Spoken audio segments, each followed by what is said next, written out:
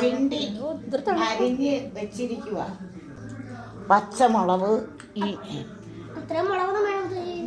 വെളിച്ചെണ്ണ ചൂടാകുമ്പം നമ്മൾ കടുക് ഇടുക. കടുക് ഇടുക. ഇതിനകത്ത് നമുക്ക് ശകലം മഞ്ഞപ്പൊടി ഇടണം, കുറച്ച് ഉപ്പ് പൊടി ചേറി വെച്ച് കടുക് പൊട്ടി ചേർന്ന് ഇനി നമ്മൾ വെളുത്തുള്ളി ഇടുക. ഇനി നമ്മൾ പച്ചമുളക് ഇടുക. ഇതൊന്ന് ഇളക്കി കൊടുക്കുക. നമ്മൾ കറിവേപ്പിലയും കൂടി ഇട്ട് നന്നായിട്ട് ഇളക്കണം. ഉലുവാപ്പൊടി ഇട്ട് നമ്മൾ നന്നായിട്ട് ഇളക്കി ഈ പിണ്ടി ഇടുകയാണ്. പിണ്ടി ഇങ്ങനെ അങ്ങ് തട്ടുക. നമ്മൾ തട്ടിയിട്ട് നന്നായിട്ട് ഇളക്കി കൊടുക്കണം. മുളക് പൊടി നമ്മൾ ഇട്ട് കൊടുക്കുക. കായപ്പൊടി തട്ടുക.